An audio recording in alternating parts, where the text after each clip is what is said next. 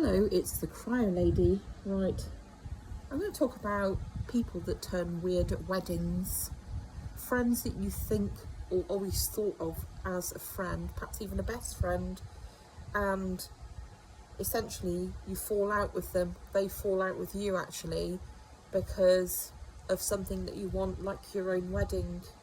So, when you get married, have you ever had this? You plan your wedding. Now, in my opinion, your wedding is your day. It is your day.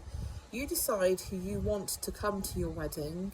You decide what you're going to, the service, the hymns, songs, whatever it is that you want, where you're going to have it, where you're going to have your wedding. That's your choice, okay? That's absolutely your choice. It's your special day, okay?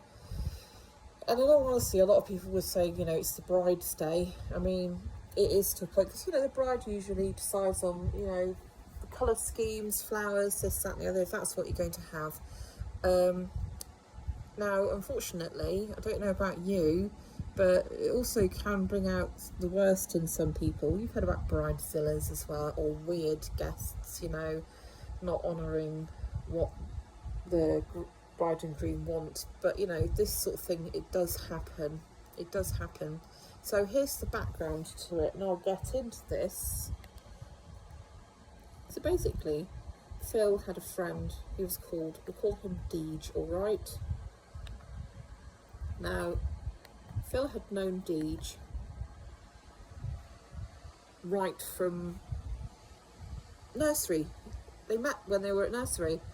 So, a lifelong friend. If there's a term, if you're going to call someone a lifelong, that, they've known each other since they were toddlers, really. Anyway, Deej had met somebody and they had a child together, and Deej wanted Phil to be a godfather. So we're not churchgoers. I mean, they weren't churchgoers either, but here's the point being, it's their choice. It's their absolute choice and right to decide what they want to do, when they want to do it, etc., where they want to do it, and that was fine. So we all participated in that, and Phil stood as godfather, not a problem. Okay, fast forward a little bit. Deej announces that him and his partner are getting married, so that's fine. Phil goes along with all of that. We go up to the rehearsal. I drive Phil up to rehearsal because Phil didn't drive at that point, so it's a bit of a distance, but no problem. Phil wore exactly what he was asked to wear. Everything. We complied with everything they wanted, and we were, we were happy to do so. Very, very happy to do so, because it's their big day. And hopefully, you'll only get that once, hopefully, if everything goes all right. It doesn't always work out, as in my case and Phil's case. We've both been previously married. But, happy to go along with all of that. Very, very happy for them. We smiled all day. We did everything that they wanted us to do. That was fine. Photos and works, you name it, it's all done, no problems. Anyway, Phil and I got married in 2017. We were having a very, very small wedding. We were only having my children as my guests. They were sort of grown, if you like, grown children. They weren't little children. And we were having it at a place called Cockington Court, which is a registry office, and but it's a beautiful manor house and it's in beautiful grounds. So that's what we decided we were going to do, which is our absolute right. And then afterwards, we were going to go to a pub called the Canary Arms and have our very small reception there. So it's adults, really, just adults only. Now, Phil wanted Deej to be his best man, as Phil had been Deej's best man. And like I say, lifelong friends, all of that kind of business, that's fine. So, this is the bit where it started to turn quite nasty. Now, it's our wedding day, and just like they did on their wedding day, we wanted to do our own thing. We wanted to make our own decisions and our own choices. Unfortunately, Deej and his wife really didn't think that we had the rights to do that. They didn't think that we had the right to have who we wanted at our wedding. They thought that they should tell us what we should and shouldn't do.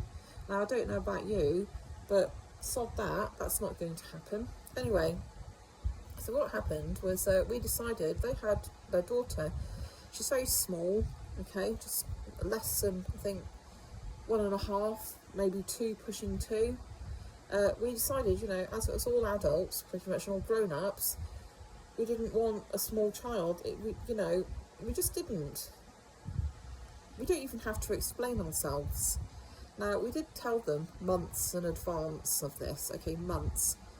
So Deej comes back and says, well, why? We want to bring her. No, we don't want that though. It's our day and we don't want that. Plus the place that we're going to, the Carey Arms, we were going to sit outside. There's lots of terraces. To be honest with you, you'd have to be up on your feet and running around after a small child, you know. And it would be a bit dangerous in my opinion. So Deej did not like this, neither did his wife. Deej said, well, you know, if my wife won't be able to come, then we won't be able to get a babysitter, which is absolute nonsense, because his wife had loads of family in the town that she lived in, absolutely loads and loads of family. Like, it would not have been a problem, not in the slightest. It'd never been a problem in the past, by the way, either. So all of a sudden, this day, months ahead, you know, they could see into the future and say they wouldn't be able to get a babysitter. What nonsense. So Phil said, well, you know, okay, so be it. Well, we'll see you then. And then that's when Deej decided to get back to Phil and say, he basically called me to Phil, he called me a fat whore. So that wasn't very nice, was it? So, well, that was that. That was the end of the friendship, and all because they didn't like the fact that we wanted our wedding day the way that we wanted it, and it didn't. You know, we weren't doing what they wanted us to do. Anyway, I think, you know, that was probably a good thing, because you need to find out what people are like, and oh boy, did we find out what he was like and his wife was like. I mean, I knew the wife was a bit odd, to be fair. Well, more than a bit odd, but you know, you don't really expect this kind of thing, do you? Having said that, I'm glad that we did find out, because to be perfectly fair, I really find that sort of behaviour just very low grade, feral, sordid behaviour. And in actual fact, I'm glad that I found out what this person is like and what his wife is like, because they're just ferals, in my opinion. They're just feral individuals who, you know, they live their feral lives and they think that the world revolves around them. It doesn't.